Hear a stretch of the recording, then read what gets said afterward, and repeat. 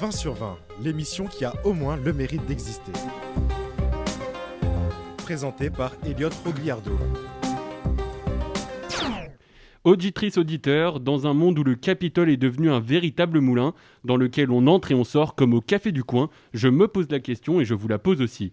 Que penserait Martin Luther King qui prononçait son fameux discours il y a 58 ans au Lincoln Memorial à seulement 4 km de là ?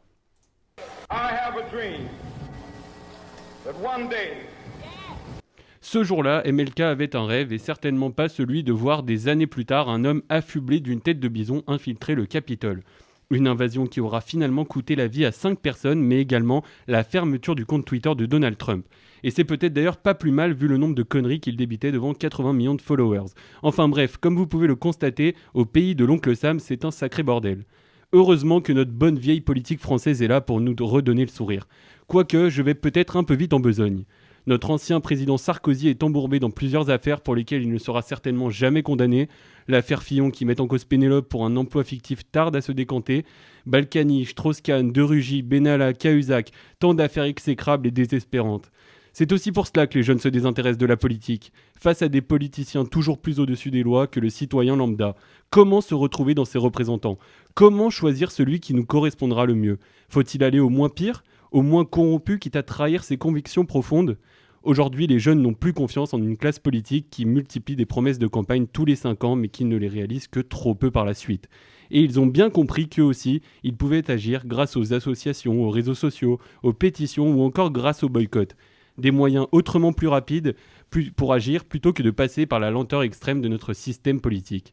En bref, dans notre beau pays, la seule chose qui tourne vraiment bien, c'est notre émission.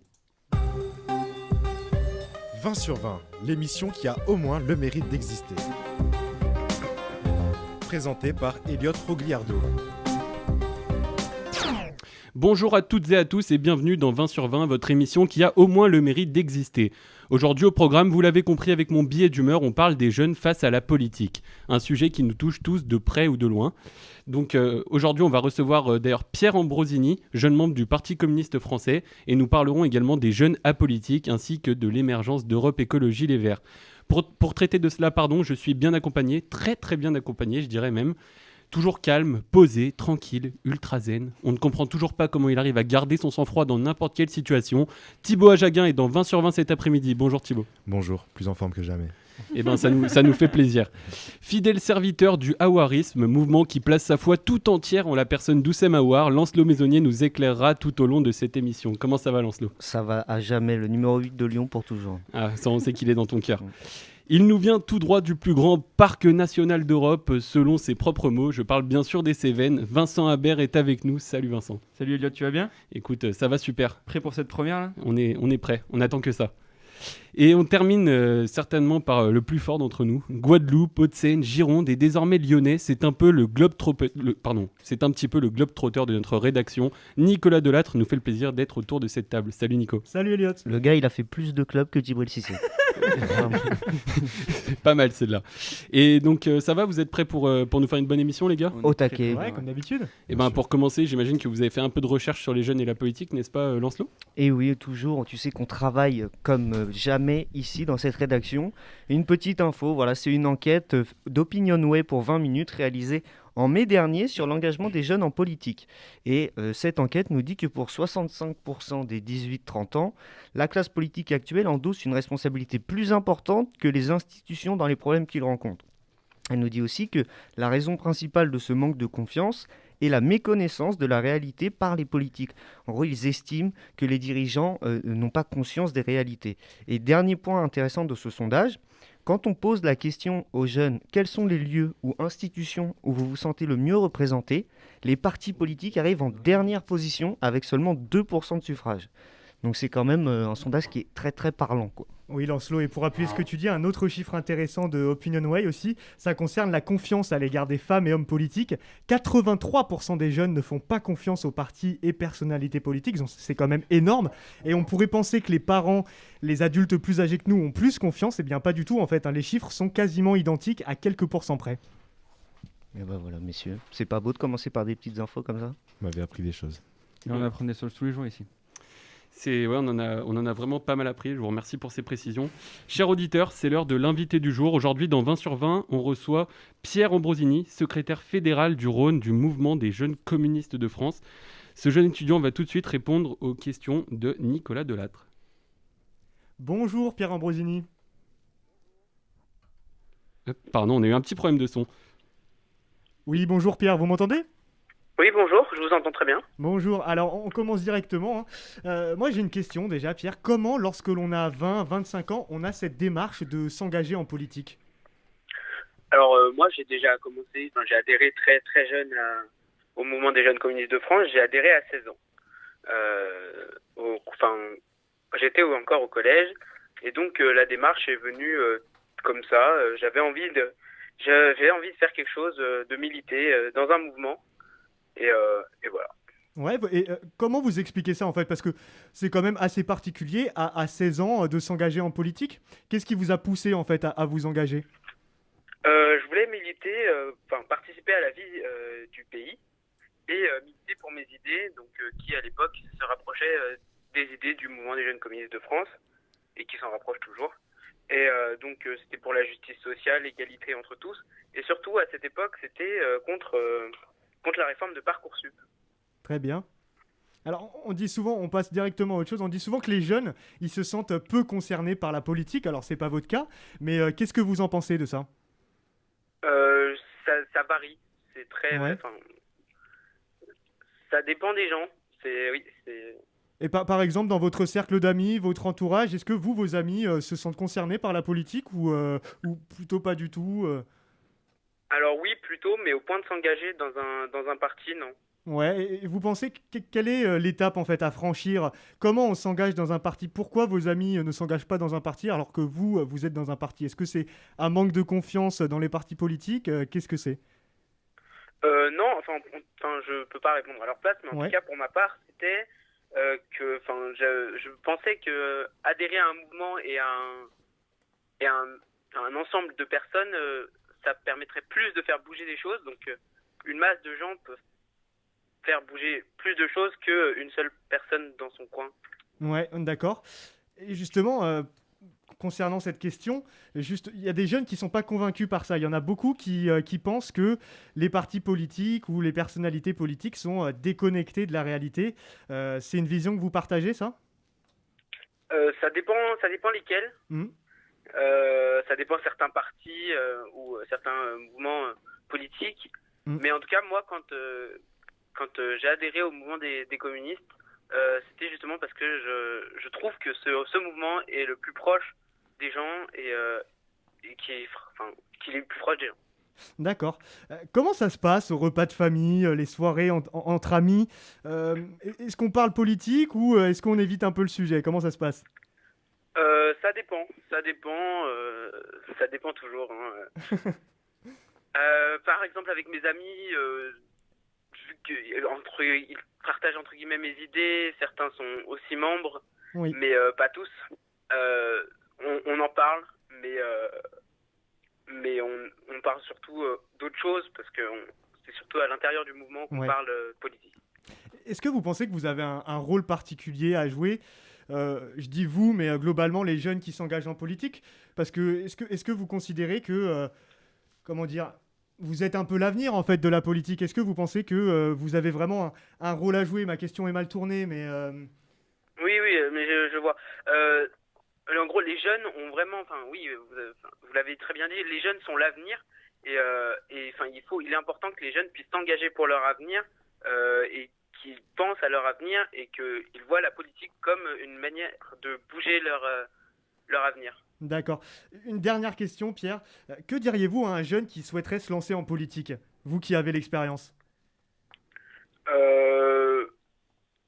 C'est-à-dire se lancer en politique C'est-à-dire soit rejoindre un parti, je pense que c'est le premier échelon, ou bien vraiment, comme vous, avoir un statut, être cadre dans un parti politique. Qu'est-ce que vous diriez à un jeune hésitant qui souhaite entrer dans le milieu de la politique ? Est-ce que vous avez un petit conseil à lui donner ? De franchir le pas, ça sera vraiment... et qu'il ne le regrettera vraiment pas, parce que souvent dans les partis politiques, il y a vraiment... en tout cas dans le mien, il y a vraiment un sens de l'entraide. Et d'amitié. Il y a des liens qui se créent et c'est important de rejoindre. D'accord, merci Pierre Ambrosini. Je rappelle que vous êtes le secrétaire fédéral sur le Rhône du mouvement des jeunes communistes de France.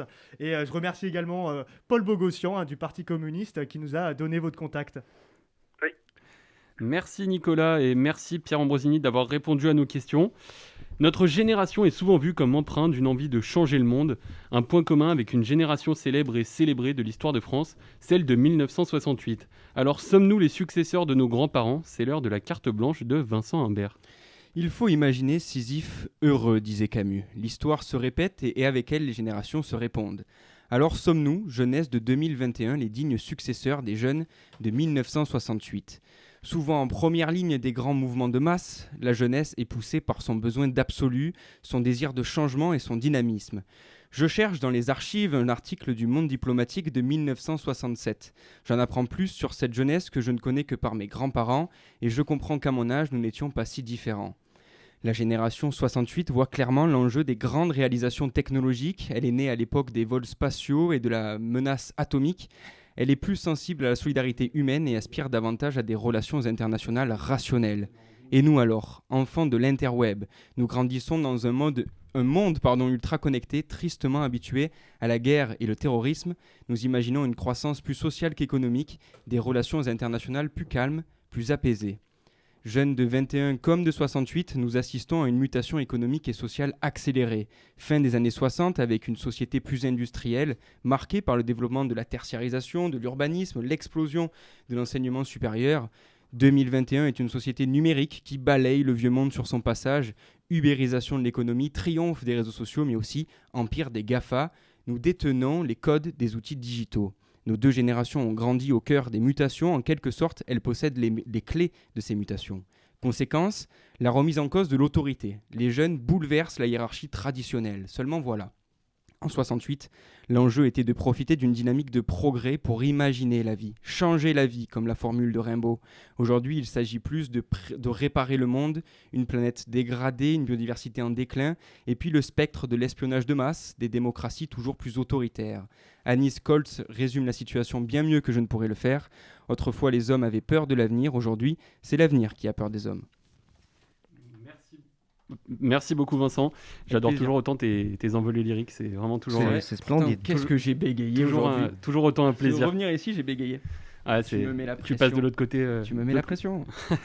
Eh bien écoutez, on va tout de suite passer à votre moment, vous les auditeurs, la parole est à vous. Et aujourd'hui, c'est Arthur Nigogossian qui est parmi nous. Il est conseiller municipal délégué à la communication de la mairie de Limonest.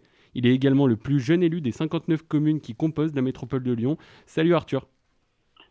Bonjour à tous et puis bonjour à ceux qui nous écoutent. Arthur, j'ai une première question pour toi. Comment est-ce que t'es venu l'envie d'entrer dans le monde politique ? Tout d'abord, ça m'est venu de manière déjà, quand on parle avec les gens de la politique, c'est quelque chose qui intéresse forcément. C'est quelque chose que depuis tout petit, j'interviens dans les repas de famille.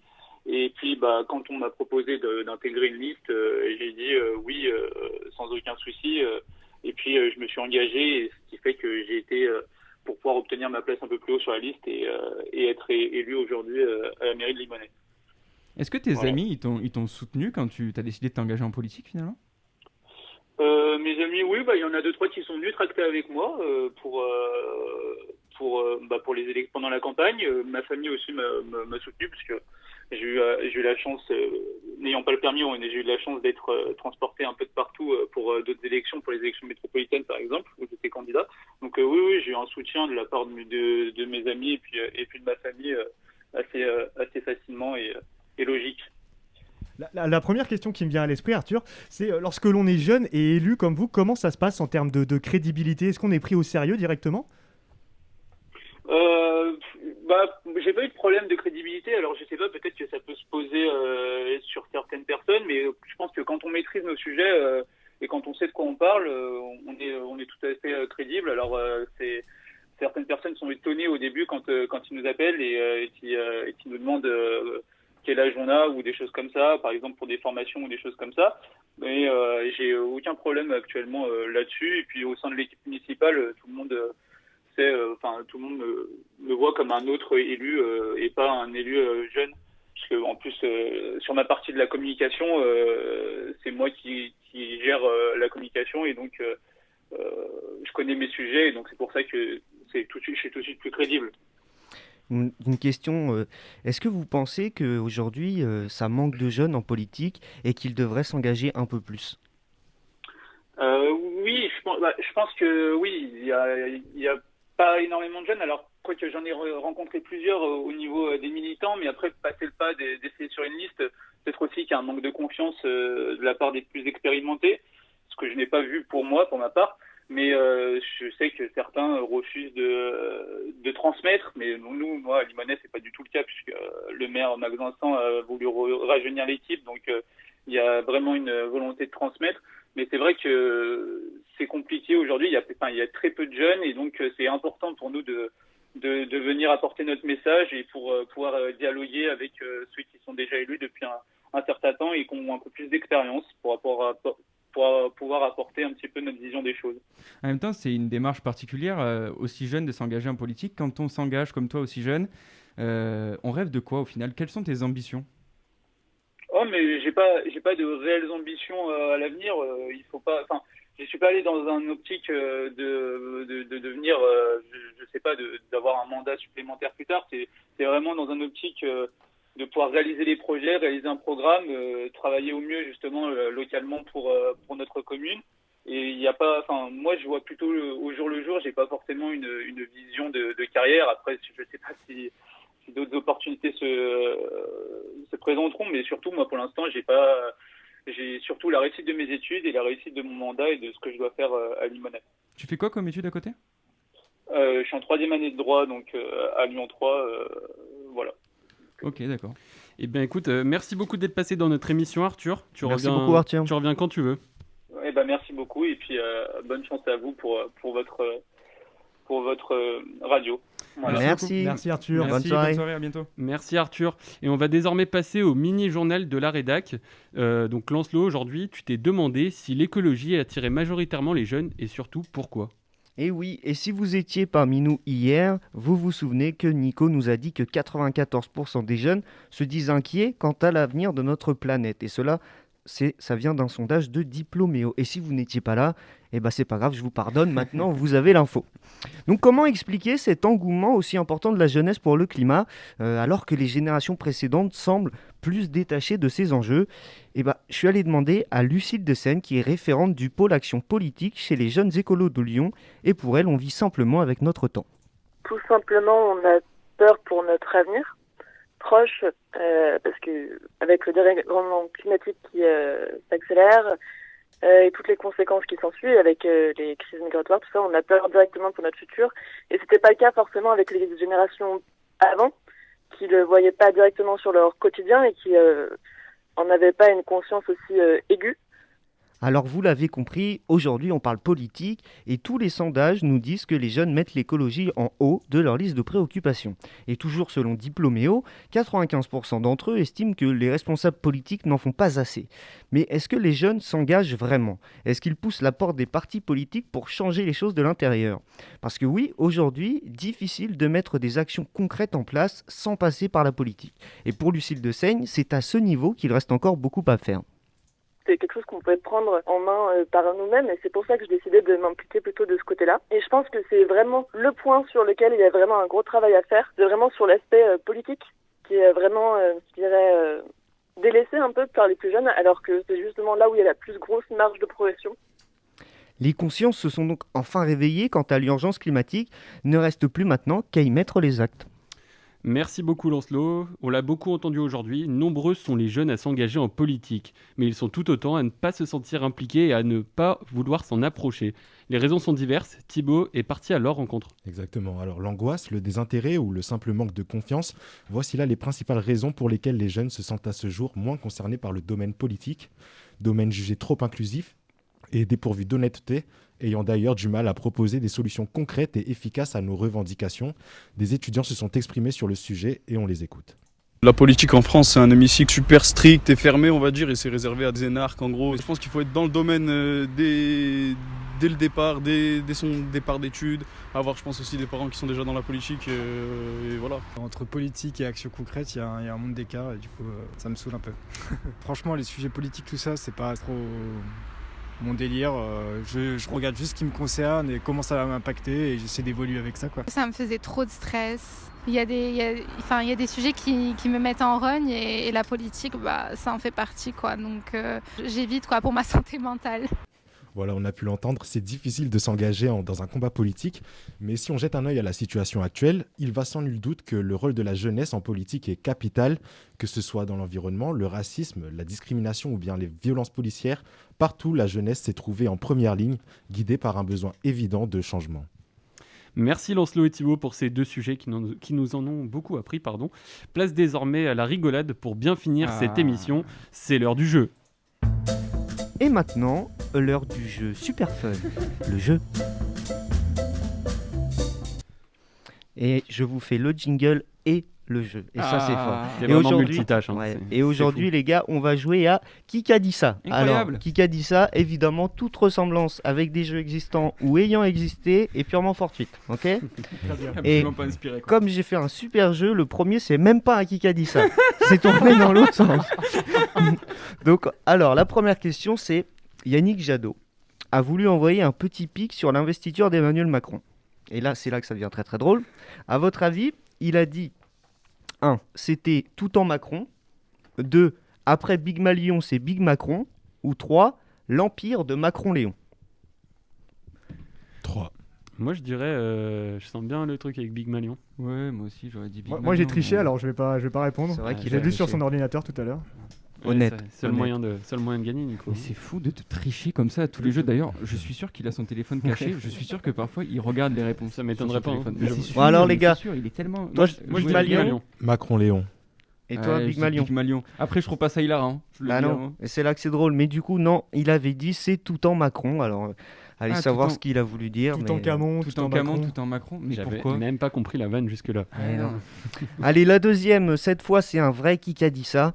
Qui a dit Hollande est satisfait de son bilan et c'est pour cela qu'il le dépose. Qui est l'auteur de cette boutade? Sarkozy, Nicolas, Marine Le Pen, Philippe Poutou ou Daniel Cohn-Bendit? Ah, ben en vrai, je vois bien Cohn-Bendit dire un truc comme ça. Ouais, moi je suis d'accord avec Vincent, je dirais bien Cohn-Bendit aussi. Moi, Après, c'est. Vas-y. je dirais Le Pen ou Poutou. Ouais, je dirais Le Pen aussi, je joue la facilité. Ah ouais. Nico, Le Pen, tu dis? Je vais changer, je vais dire Poutou pour pas dire comme Après, comme pas Thibaut. sur Sarko, parce que Sarko, c'est un mec. Ah, mais je Non, vois pas mais- Sarko dire ça. Nico a bien fait de changer, c'est Philippe Poutou qui avait dit ça, Sans que déconner. Hollande est satisfait de son bilan et c'est pour ça qu'il le dépose. Après, quand on voit les réponses, c'est aussi plus simple de les donner par la suite dans le jeu. En fait, il est à côté et depuis tout à l'heure, il guette comme ça. Non, on pourra voir sur les caméras que je n'ai pas triché. hein. On vérifiera. La troisième, qui a dit heureusement pour François Fillon que le Canard enchaîné est un hebdomadaire et pas un quotidien?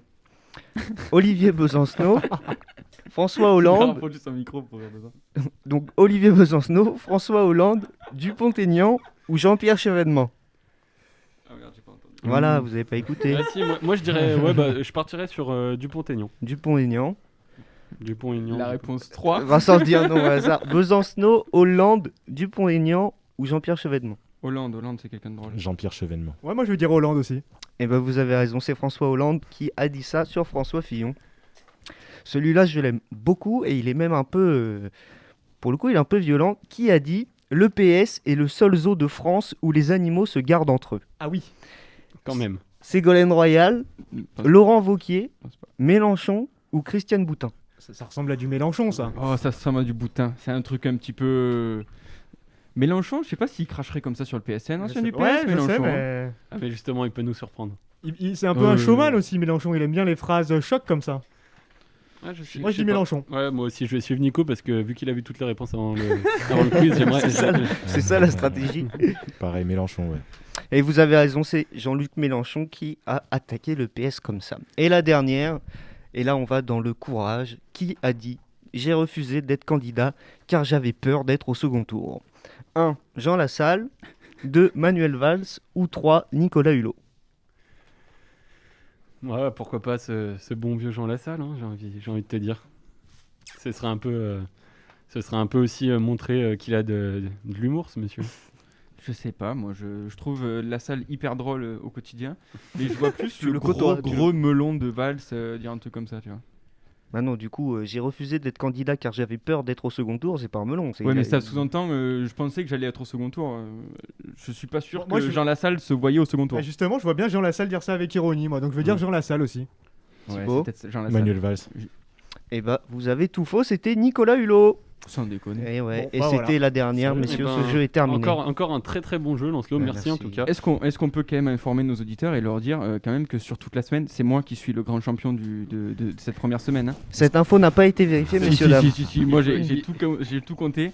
C'est moi qui ai répondu aux plus de questions. On fera les calculs, Vincent. En tout cas, merci beaucoup, auditeurs, auditrices, de nous avoir écoutés. En tout cas, sachez que vous pouvez nous retrouver sur nos réseaux sociaux, notamment sur YouTube et SoundCloud, où vous pourrez revoir nos émissions, notamment sur YouTube, si vous voulez voir un petit peu comment ça se passe en studio avec nous. Vous pouvez également retrouver le Média Existe, qui est un peu notre patron, comme Vincent le disait plus tôt dans la semaine.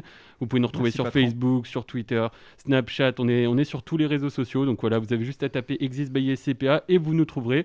Nous, on fait une petite pause, le break habituel de la semaine, et donc on se retrouve lundi à partir de 18h30 pour une 5e émission. Bonsoir à tous. Salut à tous, bon Au revoir, week-end. bon week-end à tous. 20 sur 20, l'émission qui a au moins le mérite d'exister. Présentée par Elliot Rogliardo.